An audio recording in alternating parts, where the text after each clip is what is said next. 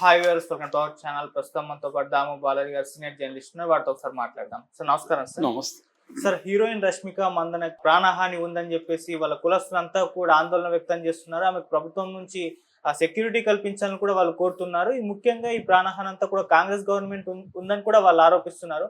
మరి ఏం జరిగింది? నిజంగా ప్రాణహాని ఉందా? మరి దీని పట్ల మీ ఒపీనియన్ ఏంటి సార్? రష్మికకి ప్రాణహాని ఉందని రష్మికకు సంబంధించిన కులస్తులు నిన్న ఆందోళన చేశారు. సో ఎందుకు ఈ ఇష్యూ వచ్చిందంటే, మొన్న మార్చి 3వ తేదీ బెంగళూరు ఇంటర్నేషనల్ ఫిల్మ్ ఫెస్టివల్కి ఈమెను పిలిచారు. ఈమె వెళ్ళలేదు. ఈమె నేను బిజీగా ఉన్నానని చెప్పి వెళ్ళలేదు. అయితే ఈమె హైదరాబాద్లో కనపడిందని చెప్తున్నారు. సో బిజీగా లేదు, ఏమీ లేదు, కావాలని ఈమెకి కర్ణాటక కల్చర్ మీద, కర్ణాటక మీద ఇంట్రెస్ట్ లేదు అన్న విమర్శలు వచ్చాయి. దాంతో అక్కడ కాంగ్రెస్ ఎమ్మెల్యే రవికుమార్ గౌడ గనిగ అనే ఒక ఎమ్మెల్యే ఈమెకి నేను లెసన్ నేర్పించాలి, వీళ్ళకి గుణపాఠం నేర్పించాలి అన్నట్టుగా చాలా తీవ్రంగా కామెంట్లు చేశారు. అట్లాగే శివకుమార్ కూడా కామెంట్లు చేశారని చెప్తున్నారు. సో ఇది ఎప్పుడైతే ఈమెకి గుణపాఠాలు నేర్పించాలని వచ్చిందో, దాంతో కన్నడ రక్షణ వేదిక, కరవే అంటారు దాన్ని, అంటే కర్ణాటకలో కన్నడ భాషను, కన్నడ సంస్కృతిని రక్షించాలి, ఇవి థ్రెట్కు గురవుతున్నాయని కొన్ని సంఘాలు పనిచేస్తున్నాయి. అందులో ప్రధానమైన వాటిల్లో కరవే ఒకటి, కన్నడ రక్షణ వేదిక ఒకటి. వాళ్ళు కూడా ఈమెను గట్టిగానే విమర్శించారు. సో దీనికి సపోర్ట్గా ఇప్పుడు కొడవి అంటే గతంలో కొడవ అనే కులానికి చెందిందనమాట రష్మిక. కొడవ కమ్యూనిటీ, ఈ కొడవ నేషనల్ కౌన్సిల్ సిఎన్సి అనే అక్కడ ఉంది. మామూలుగా బెంగళూరులో నేను 6 ఏళ్ళు ఉన్నా, ఓవరాల్గా 3 ఏళ్ళు. అక్కడ ఏంటంటే కర్ణాటకలో ప్రతిదానికి ఒక అసోసియేషన్ ఉంటుంది. చివరికి పత్రికలకి లెటర్లు రాస్తారు కదా, వాళ్ళకు కూడా ఒక స్టేట్ వైడ్ అసోసియేషన్ అనమాట. అట్లాగే సింగిల్ మదర్కి ఒక అసోసియేషన్, సింగిల్ ఫాదర్కి అసోసియేషన్, ఇలాగ ప్రతి దానికి అసోసియేషన్ ఉంటాయి. మేము ఇప్పుడు సరదాగా అనుకునేవాళ్ళం మనం ఒక అసోసియేషన్ పెడదామా అని. అట్లా ఉంటాయన్నమాట. అట్లా ఈ కుల సంఘాలు కూడా అక్కడ చాలా స్ట్రాంగ్గా ఉంటాయి. అట్లా కొడవ అనే కమ్యూనిటీ ఈమెకి ఇప్పుడు రక్షణగా నిలిచింది. మామూలుగా రష్మిక రక్షిత్ శెట్టి ఆ సినిమాతో ఆమె వచ్చింది. అప్పట్లో నేను బెంగళూరులో ఫస్ట్ డేనే ఆ సినిమా చూశాను. అప్పట్లోనే ఈమెకు మంచి పేరు వచ్చింది. ఫస్ట్ సినిమాతోనే బ్రహ్మాండమైన, నిజానికి దాంట్లో 2 హీరోయిన్లు, ఈమె ఒక హీరోయిన్, కానీ ఈమెకు మంచి పేరు వచ్చింది దాంట్లో. ఆ తర్వాత ఆమెకి ఛాన్సులు వచ్చింది. ఆ తర్వాత ఆమె తెలుగులో బాగా షైన్ అయింది. ముఖ్యంగా అప్పటికే ఆమె నిశ్చితార్థం కూడా అయింది రక్షిత్ శెట్టితో. దాని తర్వాత తెలుగులో మన విజయ్ దేవరకొండ, గీతా గోవిందంతో విజయ్ దేవరకొండతో అఫేర్ అని స్టార్ట్ అయిందని, దాంతో అక్కడ నిశ్చితార్థం క్యాన్సిల్ అయింది.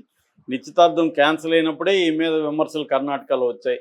చూడు, మన కన్నడ అతన్ని వదిలేసి తెలుగు అతన్ని పట్టింది అని. సో ఇలాగే వాళ్ళకి ఏంటంటే ఒకసారి ఒక డిఫెన్సివ్ వ్యవహారంలో ఉంటుంది కన్నడ భాష సంబంధించి. తమిళ భాష, కన్నడ భాష, తెలుగుకి గొడవ తక్కువ. తెలుగు భాషను పరిరక్షించాలని ఈ మధ్య మాట్లాడుతున్నారు, కానీ అంత గట్టిగా ఏమి ఉండదు ఇక్కడ. ఎందుకంటే ఆ మాట్లాడే వాళ్ళు కూడా వాళ్ళ పిల్లల్ని ఎవరిని తెలుగు మీడియంలో చదివించరు. అందువల్ల అది గట్టిగా అడుగుతారు అందరూ, నీ పిల్లలు ఎక్కడ చదువుతున్నారని అడుగుతారు. నిజానికి బెంగళూరు కూడా అదే పరిస్థితి. బెంగళూరులో నాన్ కన్నడ పాపులేషన్ ఎక్కువ ఉంటుంది. నాన్ కన్నడ లాంగ్వేజెస్ మాట్లాడే వాళ్ళు ఎక్కువ ఉంటారు. రెండోది వాళ్ళు కన్నడ వాళ్ళు పాపం చాలా లిబరల్గా ఉంటారు. వాళ్ళు మనం తెలుగు కష్టపడి కన్నడ మాట్లాడితే కూడా మనకు తెలుగు అని అర్థమైపోతే వాళ్ళే తెలుగులో మాట్లాడుతారు. సో ఇంకా హిందీ వీళ్ళంతా అదే ఉంటుంది. కాకపోతే వాళ్ళు అప్పుడప్పుడు నొచ్చుకుని కొంత ఉద్యమాలు చేస్తుంటారు. బోర్డులన్నీ కన్నడలో ఉండాలి, ఇట్లాంటివి.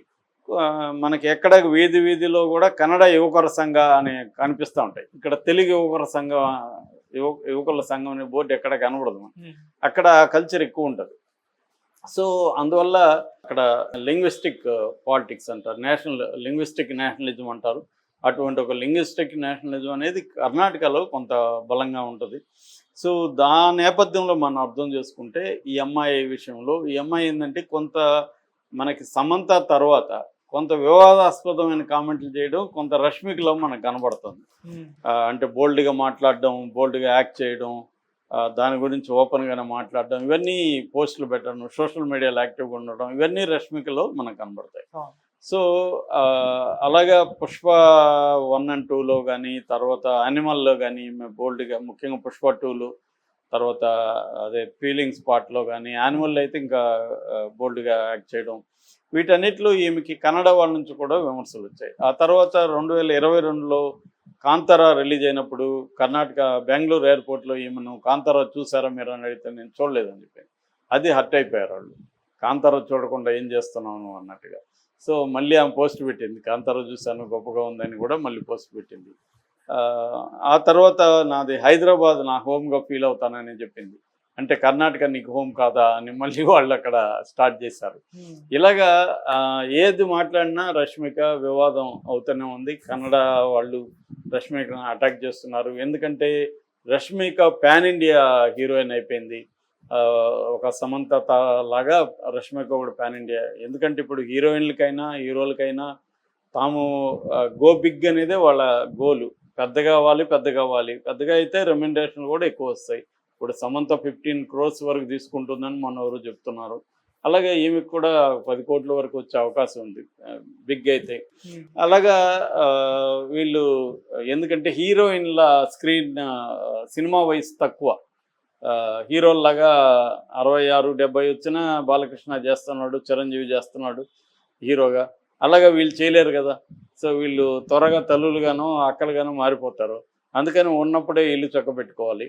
అది ఏదో వాళ్ళు బాధలు వాళ్ళు పడతారు, కెరీర్ మీద కాన్సన్ట్రేట్ చేసి. కాకపోతే ఏంటంటే ఈ మాటలు మాట్లాడేటప్పుడు జాగ్రత్తగా ఉండాలి. ముఖ్యంగా హీరోయిన్లు సాఫ్ట్ టార్గెట్స్. సో ఈమెకి ఒక్కోసారి అది ప్రాబ్లం అవుతుంది. ఇప్పుడు నిజానికి ఆమె బిజీగా ఉండొచ్చు, లేదా ఆమెకి ఇంట్రెస్ట్ లేకపోవచ్చు, కానీ వెళ్ళకపోయేసరికి కాంగ్రెస్ ప్రెస్టేజియస్గా తీసుకునింది దాన్ని. కాంగ్రెస్ వాళ్ళు హర్ట్ అయ్యారు. ఫస్ట్ కాంగ్రెస్ వాళ్ళు హర్ట్ అయ్యారు. దాని తర్వాత కన్నడ సాంస్కృతిక సంఘాలు, కన్నడ రాజకీయ సంఘాలు వీళ్ళందరూ హర్ట్ అయ్యారు. ఇప్పుడు బీజేపీ రంగంలో దిగింది. బీజేపీ నేషనల్ కేంద్ర మంత్రి రాజీవ్ చంద్రశేఖర్ కూడా ఆమెను సపోర్ట్ చేస్తూ, చూసారా కాంగ్రెస్ గోండా కల్చర్ ఎంత ఘోరంగా ఉందో అని. దాని తర్వాత ఇతను సర్దుకున్నాడు. ఎవరు ఈ రవికుమార్ గౌడ్ గనిగా. నేను ఆమెకు చెప్పింది ఫిజికల్గా గుణపాఠం నేర్పించాలని కాదు, ఆమెకి మేనర్స్ నేర్పించాలి, గ్రాటిట్యూడ్ అంటే ఏంటో నేర్పించాలి, లైఫ్ లెసన్స్ నేర్పించాలి అన్నాను, కానీ ఆమెనేదో ఫిజికల్గా కాదు అని. కానీ వాళ్ళు మాట్లాడింది అలాగే ఉంది. అంటే ఇక్కడ ఎట్లాగైతే మేబీ రేవంత్ రెడ్డి నుంచి ఇన్స్పిరేషన్ తీసుకున్నట్టున్నారు. ఇక్కడ రేవంత్ రెడ్డి సినిమా వాళ్ళకి ఎలాగైతే గుణపాఠం నేర్పించి అందరినీ తన కాళ్ళ దగ్గరికి రప్పించుకున్నాడు, అలాగా వాళ్ళు కూడా రేపు పొద్దున రష్మికను ఇంకొకరినో ఏదో కేసులు పెట్టి ఇరికిచ్చి